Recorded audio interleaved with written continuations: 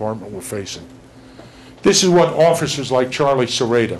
So when people come to me and go, "Oh, Mayor, you did so much to save South Beach," I said, "No, I really didn't." "Who did?" I said, "The brave men and women of the Miami Beach Police Department, the fire department, that saved South Beach by sacrificing, by suffering, by absolutely giving all of their time and blood to the city. That's who saved South Beach." And the sins of South Beach is a conglomerate of stories. And most of all, it's a conglomerate of what is transpiring and what is going on, not only then, but why the history of Miami Beach has happened. I want to thank all of you for coming here. And so many of you are so many of my friends I see out there and everything else. I just want to share with you a short story. My dear friend Don Bailey's out there, and I want to thank you, Don. If you ever need any carpets, let me give him a plug. You know. But you know, when I ran for re-election the third time, and I turned around and ran the third time, I was running for mayor a third time, Don Bailey called me up and he said, "You know, Alex, things don't look good for you." I said, "Why is that, Don?" He said, "You're running for re-election. You're running for a third term. No mayor in the history of Miami Beach has ever been re-elected. So, you know, history's against you. And to be honest with you, I haven't been doing too good, so, you know, your opponent's probably going to beat you." I said, "Thanks, Don. That's a cheery note. What can I do to do it?" He said, "You know what? Meet me tomorrow on Lincoln Road. I want to introduce you to all my friends, all the people I've sold carpets to." I said, "Wonderful." The whole night I didn't sleep. I said, "Don Bailey tells me I'm not doing good. Doesn't look good in the polls. You know, I'm running for a third time. I'm the incumbent. This will be my third term." Sure enough, I meet Don Bailey. We go 5 feet on Lincoln Road. Fan says, "Don, how are you?" Don smiled at me. He said, "Harry, so glad to meet you." And he looked over at me. He said, "Would you do me a favor, Harry?" He said, "Don, for you anything. The carpets you sold me are the best." He said, "Would you vote for my dear friend Alex Daoud for mayor of Miami Beach?" And I got a big smile on my face. Harry looked around. He said, "Don, I certainly will, because you know we have to get rid of that bum that's mayor now."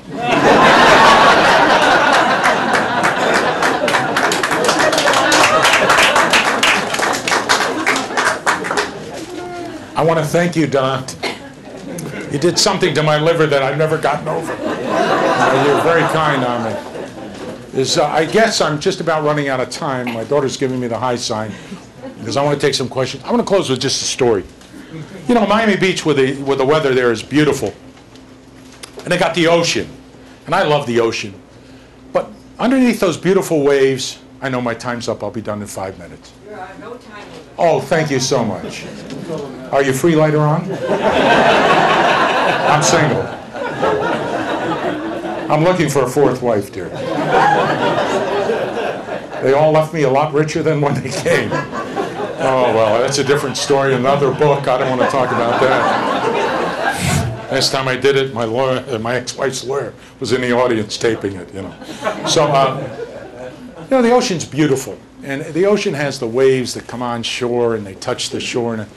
But beneath the waves, there's an ebb tide. And while it's constantly looking beautiful, Carol, the ebb tide is pulling out the shore. So you have a yin and a yang. Has everything in life, with day and night, with cold and hot, with the sun and the moon. Constant flow. But you get to see the beautiful waves. You don't see how it's eroding it away and how you have to redo the sand. It's a story about a young boy who was walking on the beach in South Beach. And the waves started getting very rough and the weather started turning. And that young boy was watching the weather turn, and all of a sudden he saw starfish getting turned around and developed on the beach. And with it, starfishes are beautiful. They stay on the bottom of the ocean. They look fantastic. They take in good water and they leave out the bad. And they can't live without the sea. So the boys started picking it up and throwing it back. Picking it up, throwing it back. So this way they could live. And the weather got worse and the place got much tougher. And all of a sudden, the elderly man who was watching him looked at this poor boy and as he kept trying to throw the starfishes back. And he started yelling. He said, "You know, who really cares? Who really matters? what you're doing is useless. You can't hold back the ocean. And with it, the little boy picked up that one starfish that he was throwing back to live, and he said, to this one it matters, because that's all that's important. I want to thank all of you for throwing me back and giving me a second chance with my life. God bless you very much.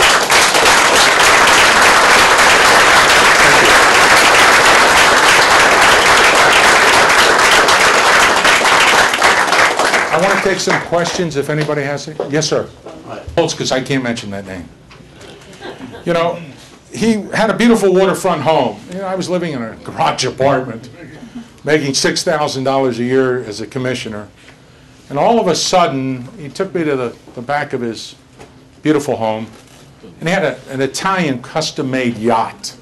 I'd never seen a yacht that beautiful. They make great things in Italy. You know, they make great people, great wines, great pastas. And this boat looked like something out of a dream. You know, it's like the kind of boat you want to get on and just never stop, you know, with your loved one, with your partner. And he looked at me, and I looked at his house in Teakwood. He looked at me and said, you know, you can have something like this. And I looked at him and go, well, that sounds good to me. What do I do? And he said, I want to put you on retainer. And I said, wonderful. I'd love to. I can represent you legally. And he looked at me and said, no. He said, I want you to get my son on the zoning board. Right then and there. Remember the serpent with the apple? How good it looked?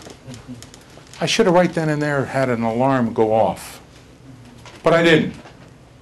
I made a terrible mistake with my life, sir. And I said, gosh, wonderful. And you know, I started paying for it ever since. So my suggestion is, as hard as it is, simply resist temptation.